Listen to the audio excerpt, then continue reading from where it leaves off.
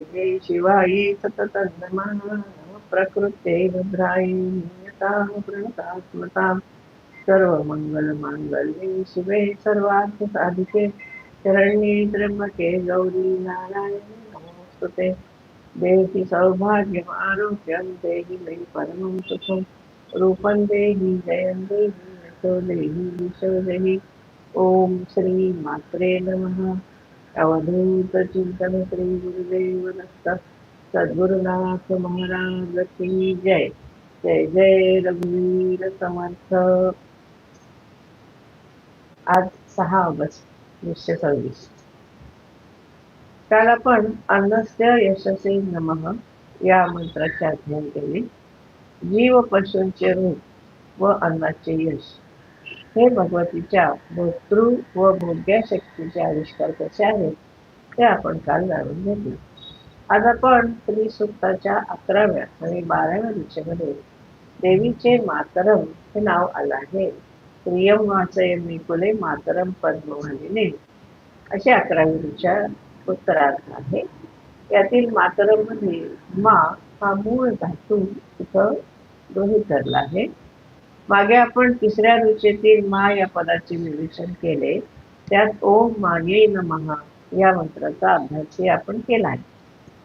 इथं या मंत्रामध्ये आपण देवीचं जगत रूप प्रमाण रूप पाहणार आहोत. देवीचं मातृरूप, तारक रूप, कल्याणकारी रूप या ठिकाणी वर्णन केलं आहे. ते जरा वेगळ्या प्रकारचं आहे ते रूप आणि त्यानुसार ओम मात्रे नमः या मंत्राचे स्वरूप, महात्म्य आणि फळ आपण पाहणार. भगवती सांगते इंद्राला की मी 6 अध्वांमध्ये म्हणजे अध्व म्हणजे मार्ग आपण पाहिलेले व्याप्त आहे. मी सर्व प्रकारच्या प्रमाणांनी मोजली जाते आणि सर्व प्रमाणांना मोजते, मर्यादित करते. असं दोन्ही पण आहे, मोजली जाणारी आणि मर्यादित करणारी, प्रमाणांनी मर्यादित करणारी. तर हे जे आहे नाम ते श्रियम वासय मी कुले मातरम पद्मवाहिनी असे जे उत्तराध्याय रुचित त्यामध्ये हे नाम देवीचं आलेलं आहे आणि 12व्या रुचित पण आले.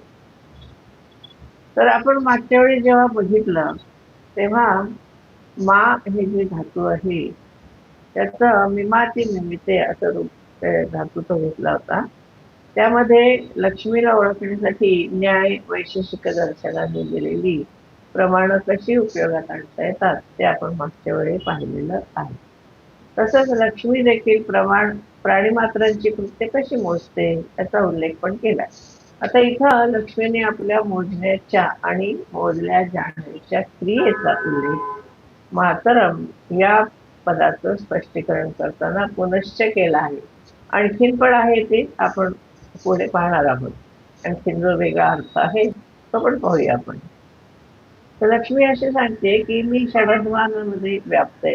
6 मार्ग आपण बघितलेले, वर्णाध्व, मंत्राध्व, भुवनाध्व, पदाध्व, तत्वाध्व आणि कलाध्व हे आपण 6 जे अध्व आहेत, मार्ग आहेत त्याचं स्पष्टीकरण पण मागच्या प्रवचनामध्ये आपण केलेलं आहे.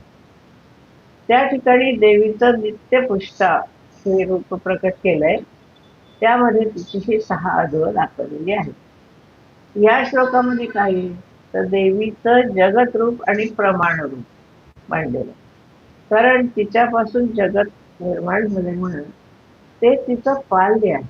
ती पालक आहे आपली, ती माता आहे आपली, या जगाची ती माता आहे. म्हणून आपले पाल्य ती मातेच्या मायेने सांभाळते. इथं आई म्हणून हे देवीचं रूप आहे. देवीचं मातृरूप इथं विस्ताराने इथं प्रकट करायचं आहे. तो मात्रे नमः म्हणतो. सगळ्या परिमाणांची मोजणी माझ्या सर्व अंतरंगाची मोजणी करते. म्हणजे काय, इथे थोडस गूढ किंवा क्लिष्ट वाटतं, पण नीट समजून घेतलं तर आपल्याला सहज समजण्यासारखं आहे. सगळ्या परिमाणांची मोजणी माझ्या अंतरंगाची मोजणी करतं. म्हणजे काय तर सगळं जग माझ्यामध्ये सामावून गेले. म्हणजे भगवती बोलते ना तिथे. ती म्हणते की सगळं जग माझ्या अंतरंगात आहे. मोजणी कशाची करायची म्हणजे माझ्या अंतरंगाची. कारण ते कुठं आहे? सगळं अंतरंगात आहे. मग आपल्याला जर जग मोजायचं असेल तर आपण काय मोजतो? देवीचं अंतरंग. लक्षात येतं ना, की जगाच्या कुठल्याही एका भागाची जर मोजणी करायची झाली तर हे जग देवीच्या अंतरंगात आहे, त्यामुळे आपण देवीच्या अंतरंगाची एक प्रकारे मोजणी करतो, असं इथे भावार्थ. आणि शिवाय ती सगळ्या अपार अशा जगाच्या भवसागरातून तारून देते, तारिणी येते. पालकही आहे तारिणी, आई सांभाळतेच ना आपल्या मुलांना, तसं ही पण आपल्या जगातल्या सगळ्या प्राणी मात्रांना सांभाळते आणि भवसागरातून आपल्याला पार करून नेते. आणखीन थोडं विस्ताराने मग लक्ष्मी ईश्वराची शक्ती आहे. सगळं जगत तिच्यापासून तयार झालं. आधुनिक विज्ञानाच्या परिभाषेत तिला विश्वाचं मूलद्रव्य किंवा मूल घटक असं म्हणतात. पण आधुनिक विज्ञान मॅटर आणि एनर्जी, जड पदार्थ आणि शक्ती हे मानते, चेतना नाही मानत. मृत्यू झाल्यावर सुद्धा जीव गेला असं कोणी म्हणत नाही. ब्रेन डेड असं म्हणतात किंवा अवयव सगळे गेलेले असं म्हणतात. हो, बॉडीचे डेथ मानतात ते, जीव वगैरे नाही मानत. तेव्हा ते चेतनाही मानतच नाही, बायोलॉजिकल डेथ असतात ना.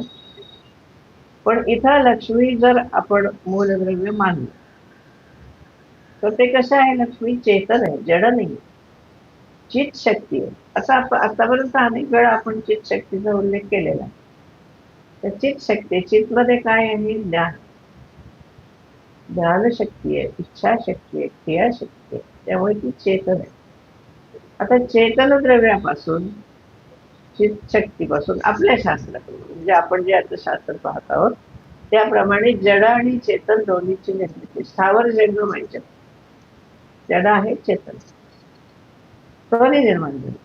आता जड पदार्थ जर जड वाटत असलं तरी त्यात चेतना म्हणजे सत स्वरूप आहे, अस्ति असं आहे.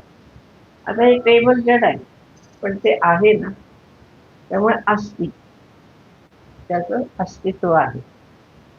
तर या सगळ्या संदर्भामध्ये ज्ञानेश्वर महाराजांची ओवी फार सुंदर आहे. ते काय सांगतात की सर्व उपाधीमध्ये चेतना गुप्त रीतीने असते, ते तत्वज्ञ संत जाणतात. असं आहे त्यामध्ये. सर्व उपाधी माझी, या उपाधी माझी गुप्त, चैतन्य असे सर्वगत, ते तत्वज्ञ संत स्वीकारी. ज्ञानेश्वरी 2रा अध्याय 126वी ओवी. तर जगामध्ये जड वस्तू दिसत असल्याने त्यात चेतनेचा अंश असतो. तुम्ही जर चांगल्या 65 वाचली असेल किंवा ऐकली असेल तर त्यामध्ये पण हा विषय येतो. आणि ज्ञानेश्वर महाराजांनी भिंत चालवली, चेतना जागृत केली. चेतना असल्याशिवाय तर कुठली गोष्ट हलत नाही. ते आता कसं केलं ते योग सामर्थ्य आहे. पण जड पदार्थामध्ये सुद्धा चेतना आहे असं आपल्या माऊलीने आपल्याला सांगितलं. पण ते कोणाला कळतं? तत्वज्ञ संतात. तसं त्या अर्थी इथं जर मूलतत्व म्हणून घेतली आपण लक्ष्मी, तर ती सगळ्यांच्या मध्ये असणारच आहे ना. त्यामुळे प्रत्येकाने काय केलंय ह्याची मोजदाद तिच्याकडे आहे. तर सगळ्याची नोंद तिच्याकडे आहे. तुम्ही प्राणी मात्र, या जगामधली झाडं, वेली, जे काही स्थावर जंगम पदार्थ आहेत ते त्या सगळ्यामध्ये चेतना रूपाने लक्ष्मी असल्यामुळे ती सगळ्याची नोंद ठेवणार साहजिक आहे, कारण तिच्या साक्षीने सगळं होत असतं. म्हणून ती जगाची सर्व परिमाण जाणू शकते. या रूपाला मा असं म्हणते. म्हणून इथं धातू कसा केलाय माता या शब्दामध्ये किंवा मातृ, त्या शब्दामध्ये त्यांनी 2 धातू घेतले.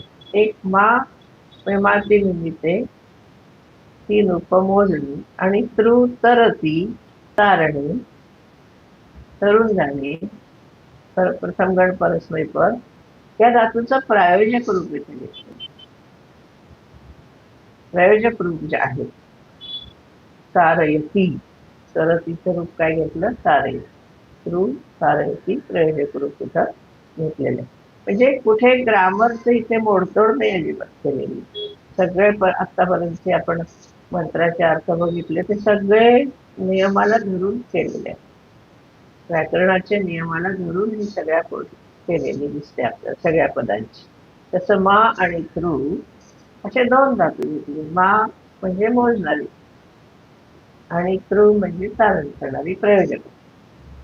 तर हे रूप घेतल्यामुळे माता असं लक्ष्मीचं मातृरूप पालकत्व या ठिकाणी स्वीकारलेलं आहे. माता ही काय करते, एक तर आपण काय केले सगळ्याची नोंद ठेवते, मोजते सगळं, हिशोब असतो तिच्याकडे. आणि दुसरं म्हणजे ती तारण करते, सांभाळ, भवसागरातून तरुण असं आहे. म्हणून सगळ्या जगाची गणना ही तिच्या अंतरंगाची गणना आहे असं या ठिकाणी म्हटलेलं आहे. कुठेही डिस्क्रिपन्सी नाहीये सांगण्यामध्ये. सगळं व्यवस्थित आपल्याला समजावून दिलेलं आहे या ठिकाणी. ती ही कशी आहे, आई म्हणजे काय असते, आईचं रूप काय असतं, देवी आई कशी आहे, प्रत्येक प्राणीमात्रामध्ये कशी आहे, जडमध्ये कशी आहे, चेतनमध्ये कशी आहे, तिचीच ही दोन्ही रूप कशी आहेत, सगळं व्यवस्थित आपल्याला समजावून दिलेलं आहे. मला जेवढं समजलं त्यातलं तेवढं मी तुम्हाला सांगते. पुढे ते असं म्हणते की मी सगळं जगात या भवसागरातून तरुण नेते पार करून देते. आता हे कसं होतं, तर लक्ष्मी ज्ञानरूपाने. लक्ष्मी कसे, इच्छा ज्ञान क्रियाशक्ती, त्यामुळे ज्ञानरूप आहे. त्यामुळे तिच्या उपासनेने काय होतं, तर जगताविषयीचा भ्रामकपणा, भ्रामक ज्ञान आपलं जे ते न्यायचं म्हणजे अज्ञान. हे जग कसं आहे, अज्ञानाने आपण जाणतो ते जग आहे. ज्ञानरूप आपण जाणत नाही हे जगात, पण देवीच्या उपासनेने जाणताय. मामे वयी प्रपद्यन्ते माया मितांतरते असं म्हटल्याने गीतेमध्ये भगवंतात. हे मायिक आहे जग सगळं. ती माया करून जायचं असेल तर भगवतीची उपासना आपल्याला करायला पाहिजे, आणि मग खरं ज्ञान आपल्याला होतं आणि जगताचं खरं स्वरूप जाणता येतं. आणि मग ते जाणलं की भ्रामक जो आपली समजूत असते ती दूर. म्हणजे आपण कसे जाणतो, माया ही मायेमध्ये राहून माया जाणतो आपण. त्यामुळे साहजिकच आपल्याला जे समजतं ते मायेमध्येच असतं, खरं नसतं ते. समर्थांनी या बाबतीत म्हणलंय, मला असं भासले तो भास है ना, आणि डोळ्यांनी पाहिलं ते दृश्य, तर दृश्य भासातीत जगदात्म्याचं ओळखावे. दासवदावली. डोळ्यांनी पाहतो ते दृश्य असतं, मनाने म्हणजे समजून घेतो तो भास असतो. खरं आपल्याला दिसत नाही ना जगामध्ये. कित्येक वेळेला आपल्याला काही गोष्टी ज्या मुद्दाम दाखवल्या जातात गैरसमज करून घेण्यासाठी, तरी माणसाचा लगेच गैरसमज होतो, भल्याभल्यांचा होतो. आणि पाहिले, डोळ्यांनी पाहिले आणि नाही कसं म्हणत असं वाटतं, पण भ्रामक असतं सगळं. पण डोळ्याचं दिसते ते दृश्य, मनाचं वाटते तो भास, आणि दृश्य भासातीत जगदात्म्याचं ओळखावे. सगळे संत एकसारखंच सांगतात, स्पीक द सेम. सगळे संत महात्मे आपल्याला हे शिकवत असतात. त्यामुळे तिला मी जाणून घेतलं की भ्रामक समजून दूर होते आणि तेच सत्य रूप स्वरूप आपल्याला कळतं. मग हे जगताचं जे जंजाळ आहे त्याच्यामध्ये उपासक फसवत नाही.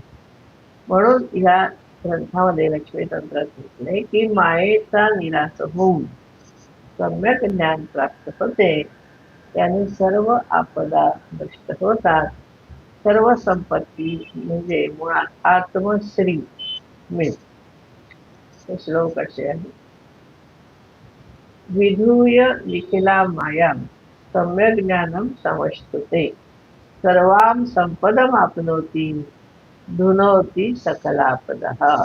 लक्ष्मीतंत्र 9वा अध्याय 53वा श्लोक आहे. तर सगळं ही जगत आहे ते लक्ष्मीमध्ये सामावलं आहे, तर तिचं ज्ञान हे अंतिम ज्ञान आहे. तर लक्ष्मी परमात्मा स्वरूप समजायची. विष्णू नारायण लक्ष्मीचं एकत्व परमात्मा स्वरूप. जसं लक्ष्मी हे जगताचं मूलद्रव्य आपण म्हटलं त्याप्रमाणे फिजिक्स केमिस्ट्री प्रमाणे आपल्या ह्या शास्त्राप्रमाणे लक्ष्मी हे जगताचं मूलद्रव्य, तशी ती जगताची अंतिम स्थिती सुद्धा. चर आचर जग हे संवितचा आविष्कार. असं समजलं की स्व म्हणला संवित, स्वतःची जी एक जाणीव अहम अस्मी, आपल्याला स्वतः असल्याची जाणीव असते ना प्रत्येकाला. ते सकाळी उठल्यावर आपण आरशात बघून ठरवत नाही आपण आहो का नाही ते. आपण आहे, आपल्या अस्तित्वाची आपल्याला जाणीव. आणि जगताच्या रूपाने प्रत्ययाला येणारी संगीत म्हणजे जाणीव ही एकच आहे. आणि उपासक काय होतो? किंबहुना चराचर आपणची झाला. चराचरात सामावतो, जगतरूप होतो. म्हणून तर रेड्याच्या पाठीला मारलं चापकाने, त्याचे वळ ज्ञानेश्वर माऊलींच्या पाठीवर उठले आणि ज्ञानेश्वर माऊलींना येणारे वेद रेड्यांनी म्हणून दाखवले. कारण सगळीकडे संवित एकच, पण जग त्याच्यामध्ये सामावतं. त्यामुळे आपल्याला जे वाटतं की भवसागर पार करणं अशक्य आहे, कारण तो दिसत नाही. त्याच्यामध्ये भोरे आहेत, त्याच्यामध्ये मोह आहे, त्याच्यामध्ये माया आहे, त्याच्यामध्ये क्रोध आहे, लोभ आहे, मोठ्या मोठ्या मगरी आहेत त्या रूपाने. तर तो भवसागर अदृश्य. या अवस्थेचं वर्णन करताना दासबोधामध्ये समर्थांनी माया नदीचं वर्णन केलं. त्या नदीला त्यांनी चंचल नदी असं म्हणतात. ते काय म्हणतात?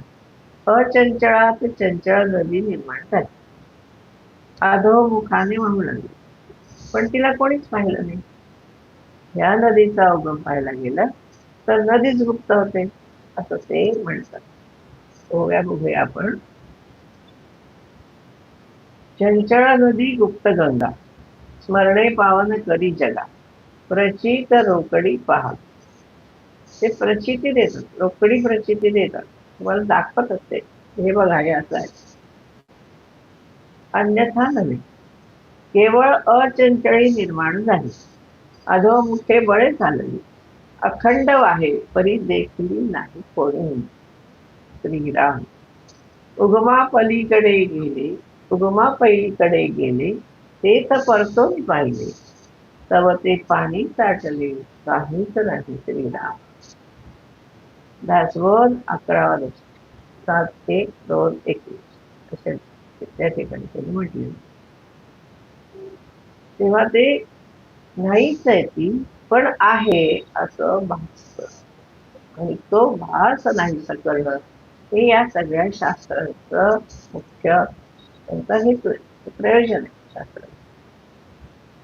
तेव्हा हे अदृश्य असणारी माया नदी ती खरोखर अस्तित्वात नाही, पण भासते. तिचा उगमच नाहीये. तिला पाहायला गेलं तर ती आटून जाते, गुप्त होते. तर असं या जगाचं जे रूप आहे ते रूप भगवतीच्या ज्ञानामुळे आपल्याला समजतं. अशी ही माया नदी लक्ष्मी उपासनेने पार करता येते. या ठिकाणी असं म्हणजे वृत्ती शून्यता व्हायला, त्याला त्यांना सांगून मी मनोनाशम, वासनाभंग, वासनाक्षय, मनोनाश, त्याला चित संवित स्वरूप. मनोनाश झाला की संवित स्वरूप कळत आणि संपूर्ण योग वासिष्ठे त्याच्यावर. तेव्हा वृत्ती शून्य झालं की शुद्ध संवित रूप लक्ष्मी प्रकटते. माया माऊली आपल्याला म्हणते, मनाचा पटू फाटे, मग तेथे काय होईल. किती सुंदर शब्दामध्ये आणि मोजक्या शब्दामध्ये ते संत महात्मे बोलतात. खरोखर आश्चर्याने तोंडात गोड झाला असं. मनाचा पटू फाटे, मग तेथे काय होईल.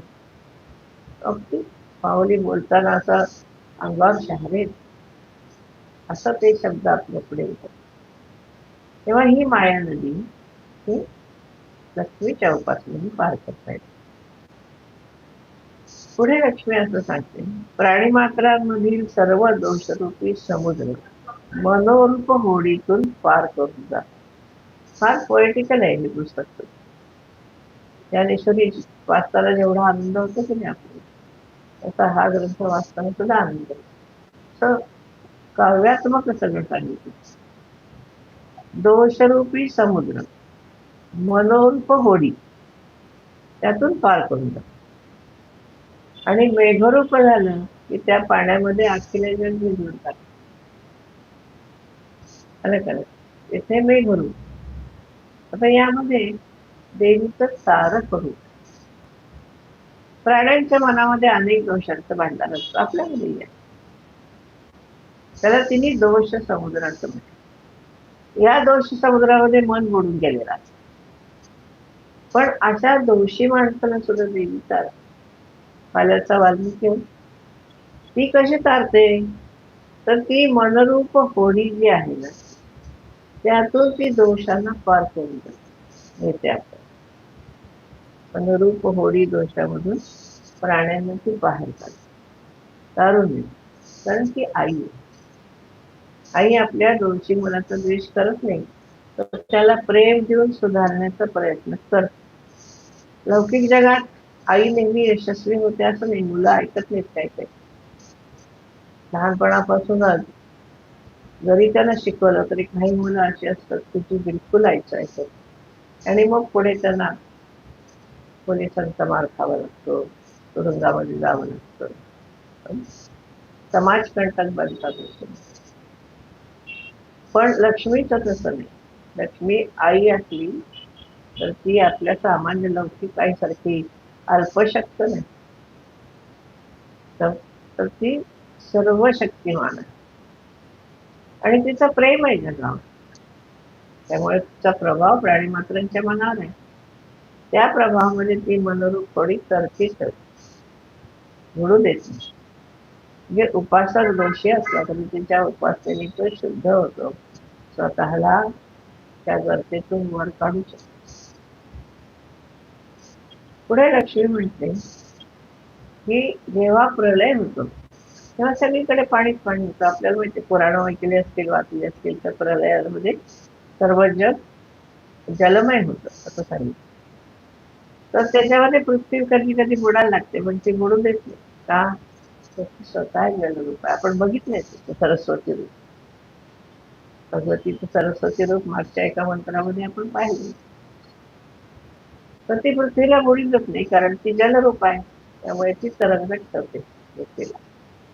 म्हणजे लक्ष्मी पंचमहाभूतामध्ये. पण आपण पाहिलं, आपण दरवेळेला आपण पाहतो की निसर्ग आणि आपण यांचा अन्योन्य संबंध आणि आपण या सगळ्या निसर्गाशी एकरूप होणं हे या ग्रंथामध्ये पुन्हा पुन्हा सांगितलं.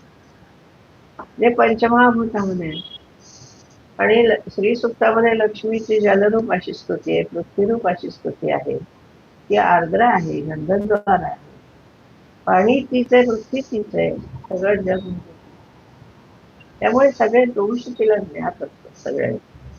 आणि त्यातून ह्या माणसाला, या व्यक्तीला, या प्राण्याला पार कसं करायचं तेच ती जाणते. आणि ती भक्तांच्या हृदयामध्ये त्या त्या भावना जागृत करून त्याला ती तारते. तसं विश्वाला आपण तारते. इथं तिचं तारक करू. आधी आपण तिचं मातृरूप पाहिजे, जगतरूप पाहिजे. असं काय तारक. पण इथं लक्षार्थाने असं म्हणता येतं की जेव्हा मन दुःखाने किंवा पश्चातापाने मनुष्य पश्चाताप करायला लागतो, द्रवित होतो, आर्त होतो, हळवा होतो, तेव्हा लक्ष्मी त्याचे दोष न पाहता त्याला जवळ करते. कारण ती आई त्याच्या मनामध्ये प्रवेश करते. त्याच्या मनात बुडणाऱ्या विश्वाला वैचारिक दिलासा मनामध्ये उत्पन्न करते. जो फ्रस्ट्रेट झाला असेल तर त्या नैराश्यातून बाहेर काढण्यासाठी आपली लक्ष्मीच आपल्याला मदत करते. मग आत्मविश्वास जागृत करते. त्या पश्चाताप दग्ध अवस्थेतून त्याला बाहेर करते, उभा करते, कार्यरत करते. त्याचं मन पुन्हा उभारी धरते. कारण का? लक्ष्मी संविन्मय, त्याचं चित्त ती जाणे, ती संवित स्वरूप आहे. आणि त्याच चित्तामध्ये ती पॉझिटिव्ह सगळे विचार निर्माण करते, त्याला आत्मविश्वास वाढवते आणि भक्ताला कारण करते. अशी ती तारक शक्ती आहे, माता आहे, रक्षण करते. आणखीन काय? तर ती काय करते, आई आहे ना, त्यामुळे ती सर्वांचं प्रिय आणि हित व्हावं असं चिंतन करते, म्हणजे कल्याणाचं चिंतन करते. लक्ष्मी आपल्या सर्वांच्या कल्याणाचं चिंतन करते. देव आपल्याला कधीही शिक्षा करत नाही. खूप लोक घाबरतात देवाला, देव शिक्षा करेल किंवा कोधर्म वगैरे करायला सुद्धा लोक घाबरतात. आपलं काही चुकलं तर देव शिक्षा करेल. देव नाही शिक्षा करेल कधी. देव अतिशय प्रेमळ, कल्याण करणारा, करुणाकर आहे, अकारण करुणामय आहे. सगळ्यांवरती प्रेम करतो, आपल्यावरही करतो. त्यामुळे देवाला घाबरायचं काही कारण नाही. तो शिक्षा देणारा नाही, तो आपल्यामध्ये सामावून घेणारा. त्यामुळे तसंही देवी काय करते, सर्वांचं कल्याण इच्छिते आणि त्याप्रमाणे योगी तिला सर्व प्राणीमात्रांची आई असे म्हणतात. हा पंचाक्षरी मंत्र सर्व भोग आणि समृद्धी देणारा. हे लक्ष्मीच्या मातृस्वरूपाचं वर्णन आहे. ती मोजदाद करणारी, प्रमाणांनी मोजली जाणारी, जाणली जाणारी, भवसागरातून प्राणीमात्रांना तारून देणारी, दोष सागरातून बाहेर काढणारी अशी ही आपली आई. शिवाय तिचा आणखी एक विशेष म्हणजे जगाचे तिचं पाल्य आहे ना. पालक आपल्या पाल्याचं रक्षण करतो, कल्याण व्हावं असं चिंतो, त्याच्या प्रिय गोष्टी त्याला मिळाव्यात त्याची सगळी व्यवस्था करतो. प्रसंगी त्याच्यासाठी स्वतः माघार घेतली जाते. आई वडिलांचं बघितलं स्वतःच्या कितीतरी गोष्टी मागे ठेवतात, मुलांचं कल्याण व्हावं, त्यांचं त्यांना यश मिळावं म्हणून प्रयत्न करतात. महाभारत युद्धाच्या प्रसंगी भीष्म, द्रोण अशा सगळ्या वडील व्यक्ती शत्रू पक्षामध्ये उभ्या होते की आणि युद्धाला सज्ज होत्या. पण युधिष्ठिर युद्धाला सुरुवात करण्यापूर्वी धर्मराज युधिष्ठिर जेव्हा त्याला वंदन करायला आला तेव्हा त्यांनी आशीर्वाद काय दिला, विजयी हो. शत्रू पक्षात असताना सुद्धा हे जे पालक होते भीष्म, द्रोण, त्यांना जेव्हा वंदन केलं युधिष्ठिराने त्यावेळी ते काय म्हणाल, त्याला विजयी हो. म्हणजे आपला पराभव मान्य केला. आपण पराभूत झालं तरी चालेल, पण आपला पाल्य विजयी झाला पाहिजे, हे कल्याणकारी इच्छा. तेव्हा या आशीर्वादामध्ये स्वतःचा पराजय जरी घडला तरी सुद्धा पालक या नात्याने पाल्याचं रक्षण, पाल्याचं कल्याण झालं पाहिजे ही भावना त्यामध्ये. हे सगळेजण माणूस, पण देवी कशी आहे, ईश्वरी. म्हणून नेहमी आपण अलीकडे सगळेजण नमस्कार करायला नको नको म्हणतात. थोडा विषय होता वेगळा होतोय, पण तरी मुद्दाम सांगते की कोणी आलं नमस्कार करायला आपल्यापेक्षा लहान तर आपण जरूर त्याचा नमस्कार करून घ्यावा आणि त्याला आशीर्वाद, कारण आशीर्वाद फार मोलाचा असतो. आपण त्याचं चांगलं व्हावं असं चिंतन करतो आणि हे फार उपयोगी पडतं. आपणही आपल्यापेक्षा वडील व्यक्तीला नमस्कार करावा, आपणही वडील व्यक्तीचे आशीर्वाद घ्यावे. ते नमस्कार नको नको नको असं म्हणतात ते बरोबर नाही. करून घेतला पाहिजे, आशीर्वाद दिला पाहिजे, आपणही मोठ्यांचे आशीर्वाद घेतले पाहिजे असं. तर ही देवी ईश्वरी आहे. मनुष्य असून सुद्धा आपण आशीर्वाद देतो, मग देवीचं काय घ्यायचं, आईच आहे ना ती. म्हणून तिच्या पाल्याच्या कल्याणाच्या संकल्पना त्यापेक्षा उच्च पातळीवरच्या आहे.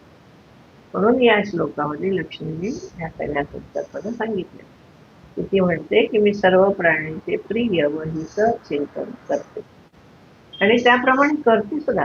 नुसतं इथं तोंडाने बोललं नाहीये, ती करून दाखवत, आपलं हित करून दाखवत, आपल्या पाल्याचं हित करून दाखवत. त्यामुळे इथं लौकिक जीवनातले माता पिता आणि देवी यांच्यामध्ये हा फरक आहे की लौकिक माता पितांना मर्यादा, तसं देवीला काही मर्यादा नाही. आपापल्या परीने जरी लौकिक माता पिता किंवा पालक जास्त ते कल्याण करत असले तरी सुद्धा तेवढं सामर्थ्य त्यांचं थोडं कमी पडतं. पण प्रारब्धाच्या जोरापुढे तर बरेचदा ते हातबल होतं. पण देवीचं तसं नाही. देवी कशी आहे, काळाच्या सत्तेपलीकडे आहे, प्रकृतीच्याही पुढे आहे. पराशक्ती आहे. त्यामुळे ती आपल्या पाल्याचं हित आणि प्रिय करू शकते. विपरीत परिस्थितीमध्ये सुद्धा उचित असं फल देणारी, यश देणारी, हित करणारी लक्ष्मी आहे, म्हणून श्री सूक्त नेहमी म्हणावं. श्री सूक्त हे असं सूक्त आहे की जे विपरीत काळामध्ये सुद्धा तुमचं चांगलं हित करत, भलं करत तुमचं. तिथं काही या प्रारब्धाची चालत नाही. विपरीत परिस्थितीमध्ये सुद्धा कितीही संकट असलं तरी सुद्धा श्री सूक्त त्यातून काढून नेतात, असं या ग्रंथाचं वैशिष्ट्य. तेव्हा त्या काळाच्या सत्तेपलीकडे आहे, प्रकृतीच्या पुढे आहे, त्यामुळे ते आपल्या पाल्याचं हित करू शकते.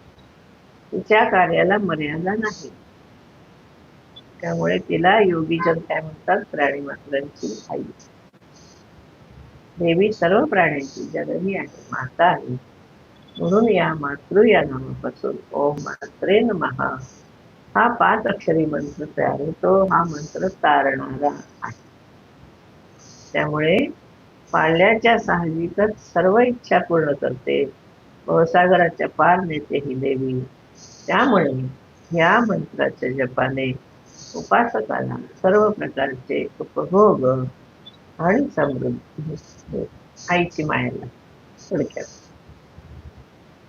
आपण इथे उद्या आपण पुढचा मंत्र.